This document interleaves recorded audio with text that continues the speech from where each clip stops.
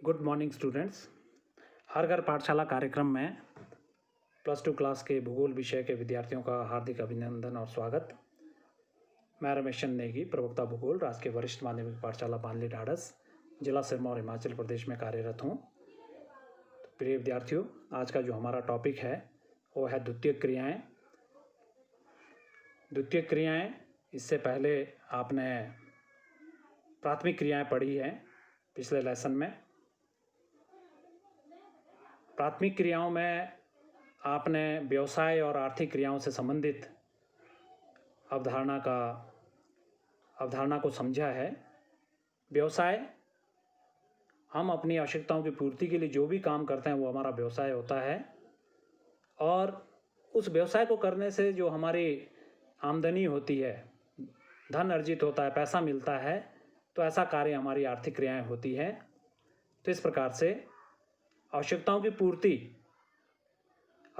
पूर्ति हम प्रकृति से करते हैं, कार्य करके करते हैं, और जिससे धन अर्जित होता है वो आर्थिक क्रिया कहलाती है। तो इस प्रकार से पूरी दुनिया में लोग जब जो भी कुछ कार्य करते हैं उस कार्य को मुख्य रूप से 3 भागों में बांटा गया है: प्राथमिक क्रियाएं, द्वितीयक क्रियाएं और तृतीयक क्रियाएं। प्रिय बच्चों, प्राथमिक क्रियाएं आपने पिछले लेसन में पूरी की हैं, पढ़ी हैं, समझी हैं। उनको संक्षेप में मैं कह सकता हूँ कि प्राथमिक क्रियाएं वो सभी कार्य होते हैं मानव के जिसमें वो प्रकृति से प्रत्यक्ष रूप से कुछ ना कुछ प्राप्त करता है। जैसे कृषि में हम अपने विभिन्न प्रकार के खाद्य पदार्थों का उत्पादन करते हैं, पशुपालन है, पशुओं से भी हम अपनी आवश्यकताओं की पूर्ति करते हैं, खनन कार्य के द्वारा हम अपने विभिन्न प्रकार के खनिजों का उत्पादन करते हैं, इसी तरह मत्स्य है, वानिकी है। द्वितीयक क्रियाओं में मुख्य रूप से निर्माण और उद्योग इत्यादि आते हैं, और तृतीयक क्रियाओं में सेवाएं, पर्यटन, उच्च कौशल, इस प्रकार के कार्य आते हैं। तो प्राथमिक क्रियाएं आपने पिछले लेसन में बहुत डिटेल में पढ़ी है, समझी है, जानी है, और इस लेसन में हम पढ़ेंगे, इस सेशन में हम पढ़ेंगे द्वितीयक क्रियाएं। द्वितीयक क्रियाएं, अगर हम इस लेसन के जो हमारे मुख्य बिंदु हैं वो रहेंगे: द्वितीयक क्रियाओं का परिचय, और द्वितीयक क्रियाओं के अंतर्गत निर्माण उद्योग, द्वितीयक क्रियाओं का विकास, औद्योगिक प्रणाली में परिवर्तन, और आधुनिक बड़े पैमाने के उद्योग की विशेषताएं। तो सबसे पहले मुख्य बिंदु में हम पहला पॉइंट लेते हैं, द्वितीयक क्रियाओं और निर्माण उद्योग का परिचय। द्वितीयक क्रियाएं क्या होती है, इनको जानना समझना बहुत आवश्यक है। जैसे बच्चों, आपने प्राथमिक क्रियाओं को समझा। प्राथमिक क्रियाएं क्या होती है? मानव द्वारा किए जाने वाले वो सभी कार्य जिसमें वो प्रकृति से प्राप्त अपनी आवश्यकताओं की पूर्ति के लिए प्रकृति से पदार्थ प्राप्त करते हैं, या प्रकृति से अपनी आवश्यकताओं की पूर्ति के लिए प्रत्यक्ष रूप से जो पदार्थ प्राप्त करते हैं वो प्राथमिक क्रियाएं कहलाती है। बिल्कुल ठीक इसी के साथ ही द्वितीयक क्रियाएं हैं। द्वितीयक क्रियाएं मानव द्वारा किए जाने वाले वो कार्य हैं जिसमें वो प्राथमिक क्रियाओं के द्वारा प्राप्त किए गए पदार्थों, वस्तुओं के रूप में परिवर्तन करके उनके मूल्य अथवा उपयोग में वृद्धि करते हैं। ऐसी क्रियाओं को हम निर्माण उद्योग कहते हैं। तो द्वितीयक क्रियाएं क्या हुई? प्राथमिक क्रियाओं के द्वारा जो हमने पदार्थ प्राप्त किया, जैसे उदाहरण के लिए मैं आपको बता दूं कि कपास का उत्पादन हम कृषि व्यवसाय में करते हैं, और उस कपास का उपयोग हम किसके लिए करते हैं? आगे वस्त्र बनाने के लिए, कपड़ा बनाने के लिए, और कपड़ा हमारी आवश्यकता है। तो उत्पादन हमने प्राथमिक व्यवसाय में किया कपास का, और फिर उस कपास से आगे धागा बनाया। किसने बनाया? मानव ने। फिर उस धागे से आगे वस्त्र बनाया, कपड़ा बनाया। किसने बनाया? मनुष्य ने। और उस कपड़े से आगे फिर वस्त्र बनाए।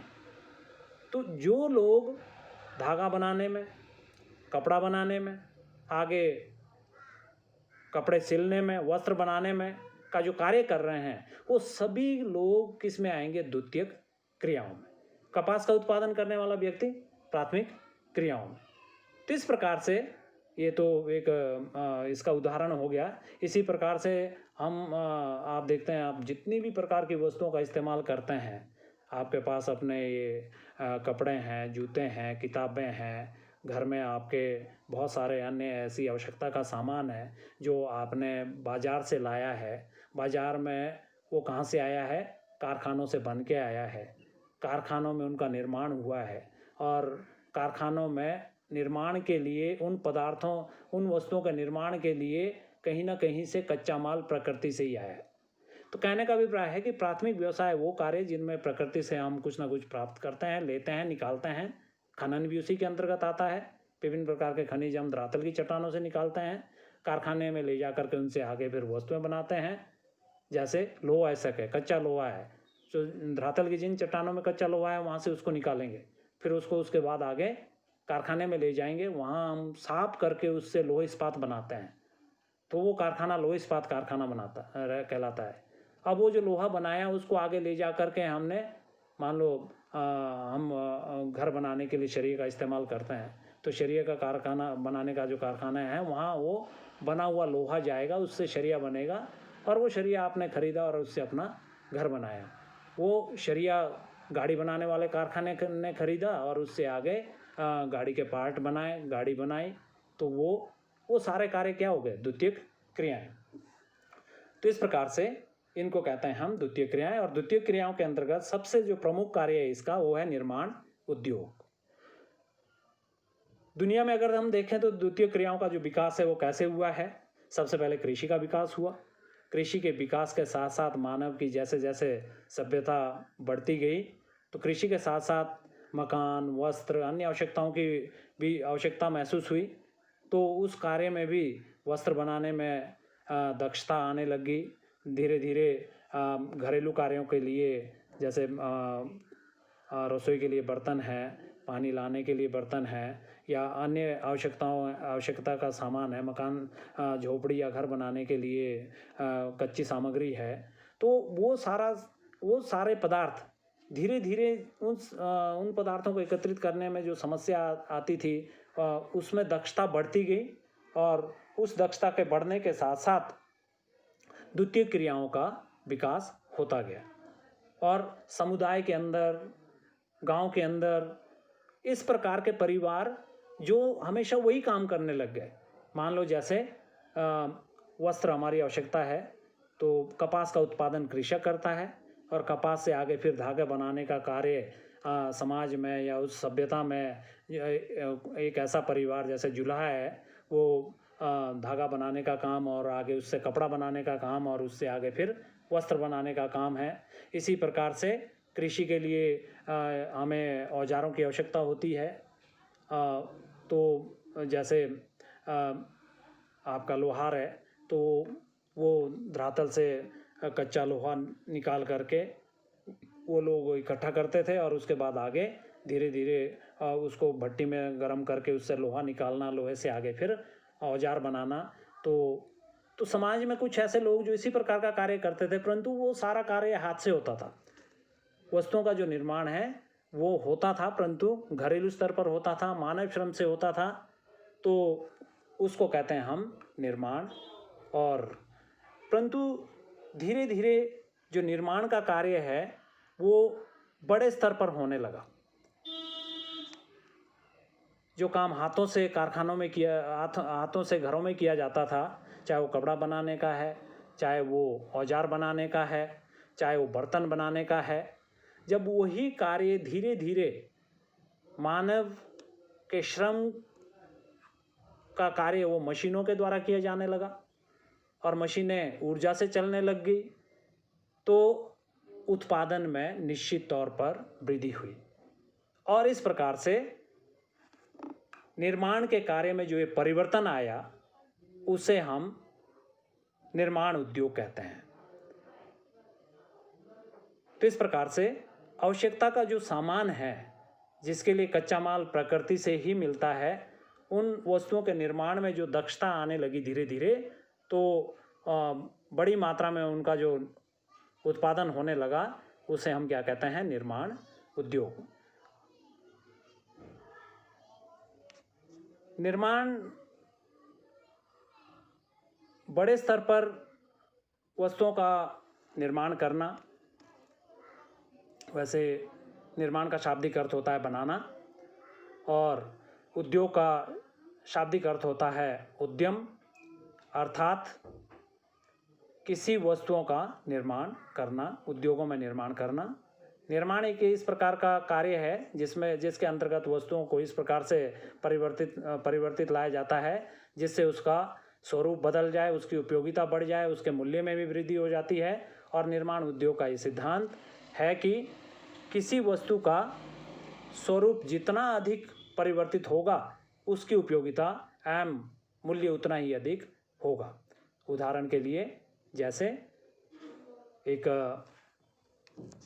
कपास का उत्पादन है, कपास कृषि के अंतर्गत उत्पन्न होता है, फिर उसके बाद धागा बनाने वाले कारखाने में वो कपास ले जाया जाता है, धागा बनता है उससे, तो उस धागे की कीमत, फिर उस धागे से आगे जो कपड़ा बनेगा निश्चित तौर पर धागे की कीमत कम होगी, उससे बने हुए कपड़े की कीमत ज़्यादा होगी।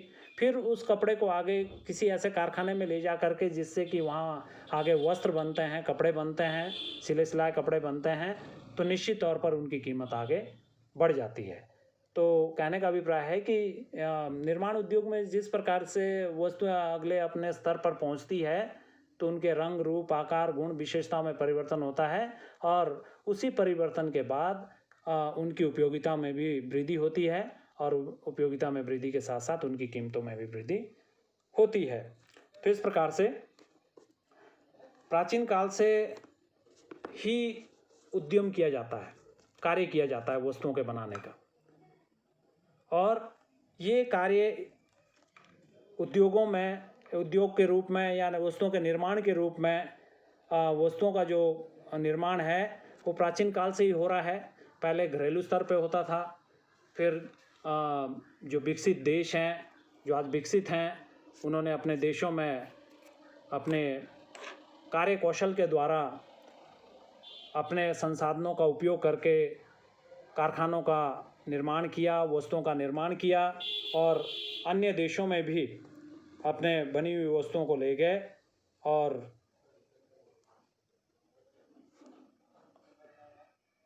इस प्रकार से हाथों से बनाई हुई वस्तुओं के स्थान पर जब मशीनों ने ले लिया, तो इस प्रकार से बने हुए उत्पादन आगे औजार, हथियार, कपड़ा, विभिन्न प्रकार की वस्तुएं बनने लगी। उत्पादन छोटे पैमाने से बड़े पैमाने पर होने लगा, और स्थानीय स्तर पर कच्चे माल के अतिरिक्त अन्य क्षेत्रों से भी लाए हुए माल का उपयोग होने लगा। तो इस प्रकार से धीरे धीरे औद्योगिक प्रणाली में परिवर्तन आए। औद्योगिक प्रणाली में क्या क्या परिवर्तन आए? 18वीं शताब्दी के बाद, वैसे तो उद्योगों का जो विकास है वो लगभग 7वीं 8वीं शताब्दी के दौरान यूरोप में हो गया था, परंतु वास्तविक रूप में उद्योगों का जो विकास है वो यूरोप से बाहर निकल करके 14वीं 15वीं 16वीं शताब्दी में यूरोप के देश अन्य दुनिया के अन्य क्षेत्रों में पहुँचे अपने बनी हुई वस्तुओं को लेकर के। उत्तरी अमेरिका, दक्षिण अमेरिका, एशिया, अफ्रीका, इन देशों में गए, और गए थे ये व्यापार करने के लिए, अपनी वस्तुओं को बेचने के लिए, जो इन्होंने औद्योगिक क्रांति के अंतर्गत अपने देशों में वस्तुओं का निर्माण अधिक मात्रा में किया।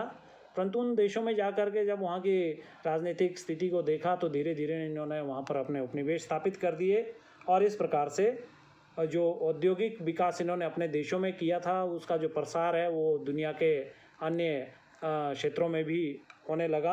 अर्थात 18वीं शताब्दी के पश्चात 8वें दशक में निर्माण उद्योग का इतिहास औद्योगिक क्रांति के रूप में आया, और इसमें धीरे धीरे निर्माण का जो कार्य हाथों के में से किया जाता था, इसमें मशीनों का उपयोग होने लगा।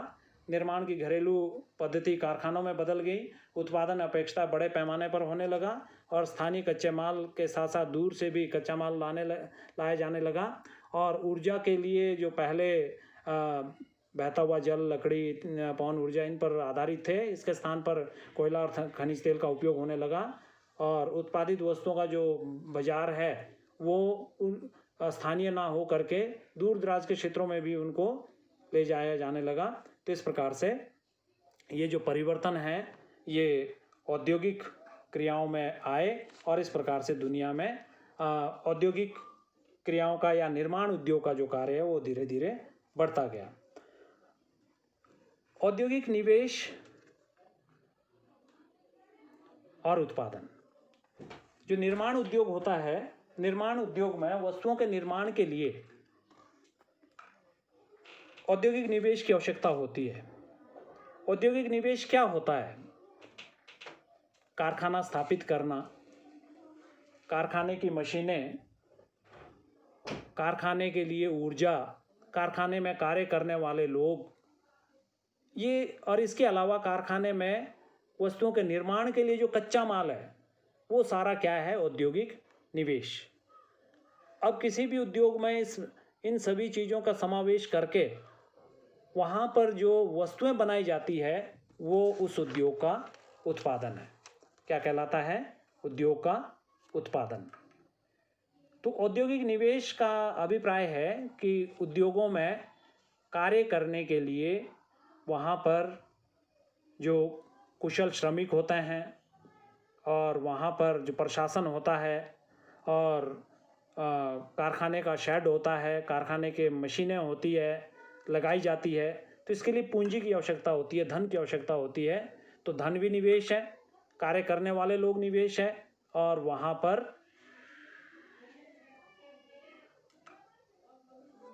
जो कच्चा माल लाया जाता है कारखाने में काम करने के लिए, जिससे कि वस्तुएं बनाई जाती है, वो भी उद्योग का एक निवेश है।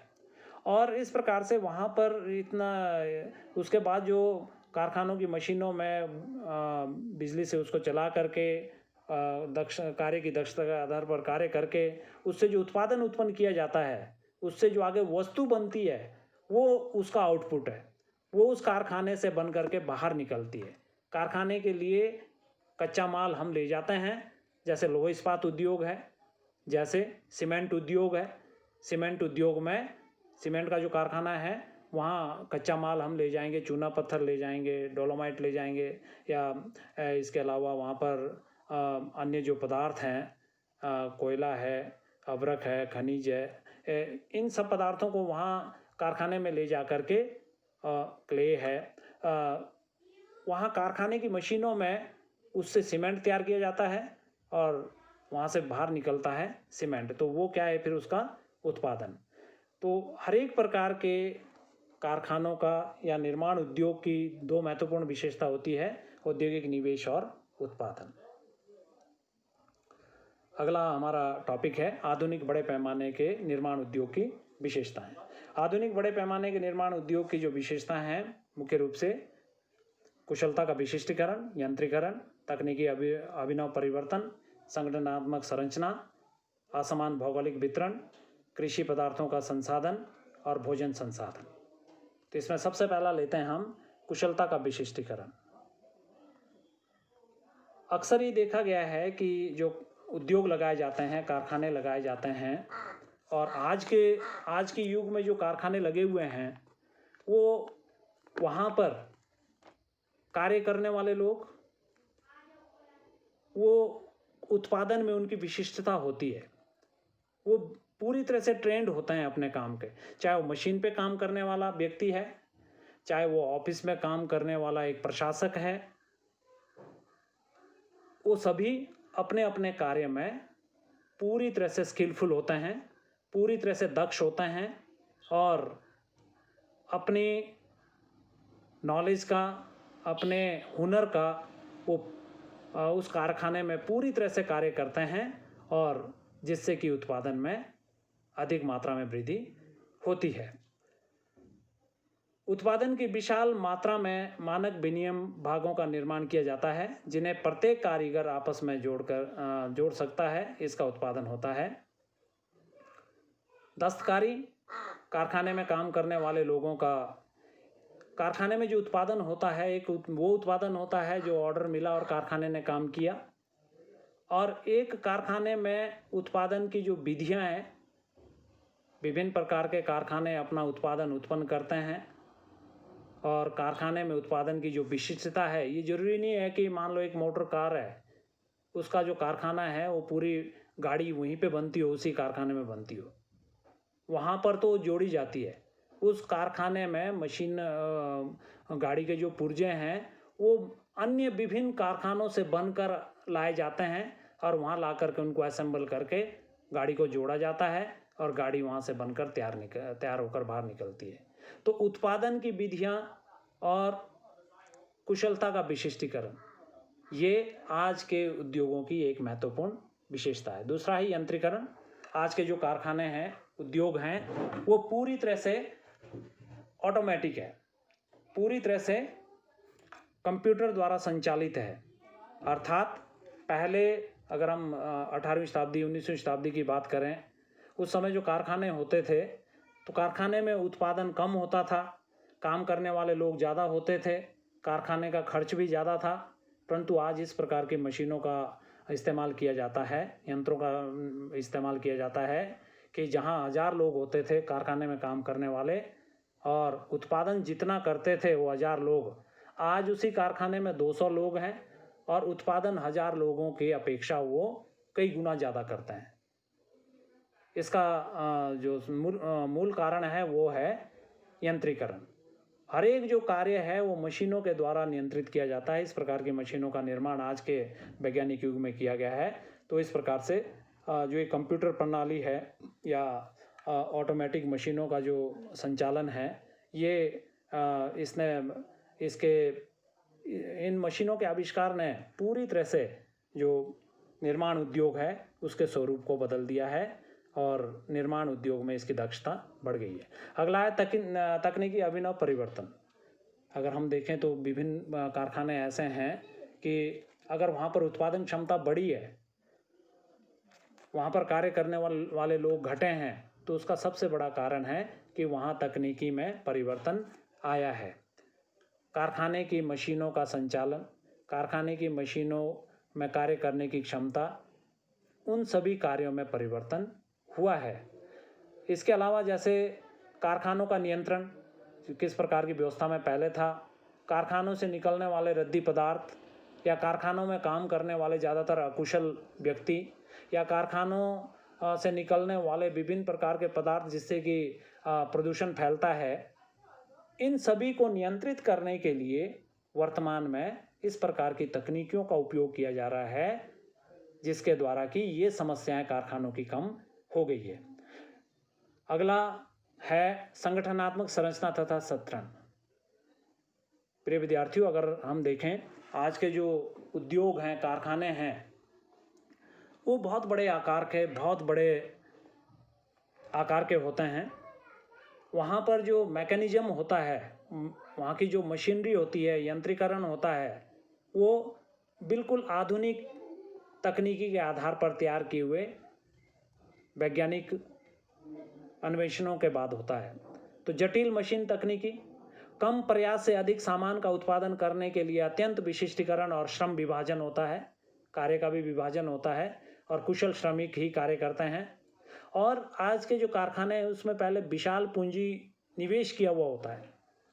कारखानों की ज़मीन, कारखानों के ऊपर कारखानों के जो भवन बनाए जाते हैं, कारखानों के अंदर आधुनिक प्रकार की मशीनें और वहाँ पर कार्य करने वाले जो लोग होते हैं वो पूरी तरह से दक्ष होते हैं, स्किलफुल होते हैं।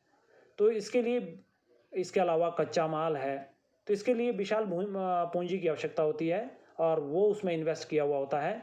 और विशाल संगठन, बड़े जो कारखाने होते हैं उन कारखानों के निर्माण के लिए, उनके रखरखाव के लिए, उनके संचालन के लिए एक बहुत बड़ी टीम होती है जो प्रशासनिक स्तर पर कार्य करती है और कारखाने को चलाती है। और प्रशासनिक जो वर्ग है, कारखाने के जो मालिक है, कारखाने के मालिक के अलावा जो वहाँ पर काम करने वाले, कार्य करवाने वाले जो लोग हैं, वो प्रशासनिक अधिकारी वर्ग होता है जो पूरी तरह से कच्चा माल है, उत्पादन के लिए मार्केट ढूंढते हैं, कच्चा माल कहाँ से सही दरों पर उपलब्ध होना है और उत्पादन कितना करना है, इन सभी बातों को नियंत्रित करते हैं। तो वो प्रशासनिक वर्ग होता है। और इसके आगे है असमान भौगोलिक वितरण। अगर हम आधुनिक युग में देखें, आधुनिक निर्माण उद्योग के संकेंद्रण सीमित क्षेत्रों में है। अगर औद्योगिक क्षेत्र को देखें दुनिया में, तो बहुत कम क्षेत्र में उद्योग है। और बहुत कम क्षेत्रों में ही उद्योगों का विकास हुआ है। ये क्षेत्र विश्व के क्षेत्रफल के लगभग 10% भाग से भी कम है। आर्थिक, राजनीतिक तथा विश्व शक्ति के केंद्र के रूप बन गए हैं। ये देखा गया है पूरी दुनिया में कि जहाँ पर के उद्योगों का विकास अधिक हुआ है, उन क्षेत्रों के लोगों का राजनीतिक और आर्थिकी पर भी दुनिया में पूरा कंट्रोल रहता है, कंट्रोल रहता है उनका।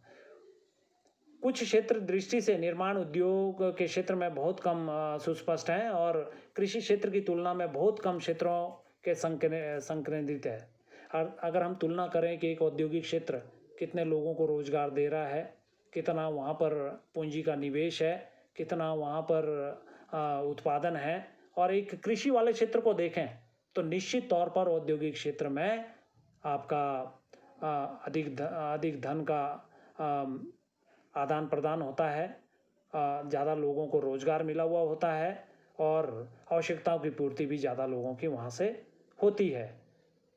तो इस प्रकार से जिन क्षेत्रों में उद्योगों का विकास है, वहाँ निश्चित तौर पर आर्थिक गतिविधियाँ भी बहुत तेज होती है और अधिक मात्रा में होती है। और जिन क्षेत्रों में औद्योगिक क्रियाओं के अलावा अन्य कार्य हैं, कृषि है या अन्य व्यवसाय हैं, तो निश्चित तौर पर वो क्षेत्र आर्थिक रूप में उन क्षेत्रों की अपेक्षा कम विकसित होते हैं। तो असमान भौगोलिक वितरण जो उद्योगों का है, ये भी एक आज के दौर के उद्योगों की विशेषता है। कृषि संसाधनों का संसाधन, कृषि पदार्थों का संसाधन। कृषि के अंतर्गत जो फसलों का उत्पादन किया जाता है वो प्राथमिक क्रियाओं में आता है, और कृषि पदार्थों का संसाधन एक द्वितीय क्रिया में आता है। खेतों में हमने अपने फसल के अंतर्गत फलों का उत्पादन किया, फल आगे बाजार में गए, कारखानों में गए, तो इस प्रकार से वो संसाधनों का एक द्वितीय क्रिया है। ग्रामीण क्षेत्रों से नगरीय मंडियों में कृषि के अंतर्गत उत्पन्न किए गए पदार्थ लाए जाते हैं। वो भोजन संसाधन के रूप में उन पदार्थों का उपयोग आइसक्रीम, अचार, विभिन्न प्रकार के फलों का रस, चीनी, पेय पदार्थ, चाय, कौवा, कोका, तेल, विभिन्न प्रकार के जो तेल बनाए जाते हैं या वस्त्रों का निर्माण है, तो कृषि पदार्थों के संसाधन पर ही आधारित है। अर्थात कृषि भी केवल हमारी आज आजीविका ही नहीं रह गई है, बल्कि ये हमारे उद्योगों की आवश्यकता की पूर्ति के लिए एक साधन बना हुआ है, और इस पर आधारित भी दुनिया में आज बहुत सारे उद्योग स्थापित हैं। इसके अलावा भोजन संसाधन, ये भी कृषि के अंतर्गत जो विभिन्न प्रकार के हम उत्पादन उत्पन्न करते हैं, फिर जब उनको आगे मंडियों में ले जाते हैं, बाजार तक ले जाते हैं, वहाँ से वो पदार्थ कारखानों तक जाते हैं, और कारखानों में ले जा कर के उनसे डिब्बाबंद भोजन तैयार किया जाता है। जैसे उदाहरण के लिए आप ये बिस्कुट है, नमकीन है, या विभिन्न प्रकार के चॉकलेट्स हैं, या अन्य हमारी खाने की अन्य वस्तुएं हैं, तो अगर हम उनको देखें तो उनका उत्पादन कहाँ हुआ है? उनका उत्पादन कारखानों में होता है, और उन कारखानों में जहाँ पर कि वो बनाया जाता है, आजकल तो विकसित देश हैं या डेवलप्ड कंट्रीज है, यूरोप है, अमेरिका है, तो वहाँ तो बहुत कम है अब कि जो भोजन है वो घरों में बनाया जाता है। जो बना बनाया भोजन है वो बाज़ार में, दुकानों में है, चाहे वो रोटी है, सब्जी है, दाल है, परोठा है, वो फैक्ट्रियों में बने हुए हैं, दुकान में है पड़े हुए, और वहाँ से लाए जाते हैं और ला करके घर में गर्म करके खाए जाते हैं। आप बच्चों ने देखा है, जैसे दूध है, दूध पैकेट्स में आ रहा है, और उन पैकेट्स में वो दूध 3-3 महीने ख़राब नहीं होता। तो उस दूध को पहले कृषि के अंतर्गत उत्पन्न करने के बाद वो कारखानों में ले जा करके, कारखानों में उसमें इस प्रकार के केमिकल्स मिला दिए गए हैं, उसको इस प्रकार से तैयार कर दिया गया है कि वो 3-3, 4-4, 5-5, 6-6 महीने तक खराब नहीं होता। इसी प्रकार से मांस है, आपका ऑस्ट्रेलिया है, न्यूजीलैंड है, वहाँ से यूरोप तक पहुँचाया जाता है, या दूध उत्पादन है, इन क्षेत्रों से दूर दराज के क्षेत्रों तक पहुँचाए जाते हैं। तो कहने का अभिप्राय है कि आज भोजन संसाधन भी एक उद्योगों का रूप धारण कर चुका है, और उद्योगों में ही इसका भी निर्माण हो रहा है। तो ये थी आधुनिक बड़े पैमाने के उद्योगों की विशेषताएं। तो उम्मीद है आप सब बच्चों ने इनको ध्यान से सुना होगा और इनको आप डिटेल में अपनी बुक्स में पढ़ भी सकते हैं और बार बार इस वीडियो को देख करके और अच्छे ढंग से आप इसको समझ सकते हैं। आप सब बच्चों का धन्यवाद।